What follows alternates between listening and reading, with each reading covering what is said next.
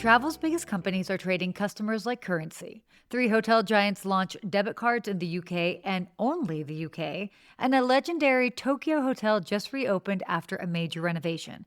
I'm Sarah Dandashi. It's Thursday, July 23rd, and this is the Skift Daily Briefing. Let's get into it. First up, for 2 decades, if a travel company wanted to find new customers, it bought ads on Google. That model is breaking down, and what's replacing it is something very different: travel companies trading their loyalty members directly with each other. Now, look at what happened just this month. JAL and Marriott Bonvoy linked accounts so members earn airline points without ever boarding a flight. Aeroplan and World of Hyatt connected points and status. Expedia became Allegiant's first authorized OTA partner under a 12-month exclusive deal. Airbnb has been sending its customers to Delta and other partners all spring. So here's why this is happening. Google search is getting more expensive and delivering less. More than 2/3 of Google searches now end without a click because Google answers the question itself. And at the same time, AI is starting to route travel decisions without any search at all. The open channel where travel companies used to buy customers is shrinking. So the biggest programs are trading member bases instead, essentially renting access to each other's audiences. But the catch: this only works if you already have a large, loyal audience to trade. Smaller companies without that leverage are getting squeezed out of the conversation entirely. So the takeaway: loyalty programs are no longer just about rewarding customers, they're becoming the primary way travel companies find new ones. Next, here's something that sounds simple but has a surprisingly interesting explanation. Hilton, Marriott, and IHG have all launched debit cards in the UK. Not credit cards, debit cards, and only in the UK, nowhere else in the world.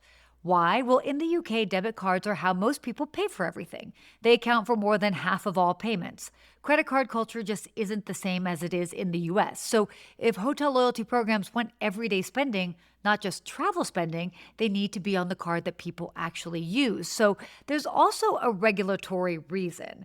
In the US, credit card companies can charge merchants around 2% per transaction, and that revenue funds the generous points and miles rewards Americans love. But in the UK, that fee is capped at just 0.2%, so the economics of a rewards credit card barely work there. A debit card sidesteps that problem entirely. So each hotel took a slightly different approach. Hilton and Marriott both partnered with a fintech called Currencia. IHG went with Revolut, giving it access to 75 million existing Revolut customers who had no prior relationship with IHG at all. So, in a nutshell, hotel loyalty is finding new ways to live in your wallet, even when you're not booking a hotel. And finally, Park Hyatt Tokyo just reopened after a 19-month renovation, and Skift's Colin Nagy went back to see if they got it right. He stayed there nearly 50 times, so his verdict carries some weight. The short answer: they nailed it. The renovation was done with what he calls a light hand and a clear memory. The New York Grill, one of the most iconic hotel restaurants in the world, was refreshed and then left alone. The library, the arrival sequence, the feeling of being suspended high above Tokyo, all of that still intact.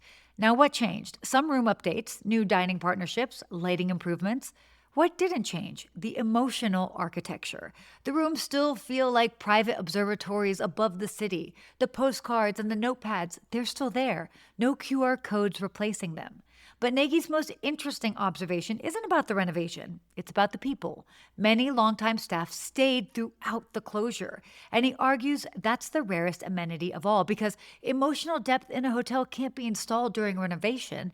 It accumulates over decades in the people who remember your name, who notice which side of the building faces Fuji in the winter, who somehow knew that you'd be back for the jacket that you left in the closet. So how does this impact you? Well, the next time you're deciding between a new hotel and a classic one, sometimes the best upgrade is the one that already knows you. Well, that's it for your Skift Daily Briefing. For more industry news, head to skift.com. And as always, subscribe at skift.com/daily. Thanks so much for listening.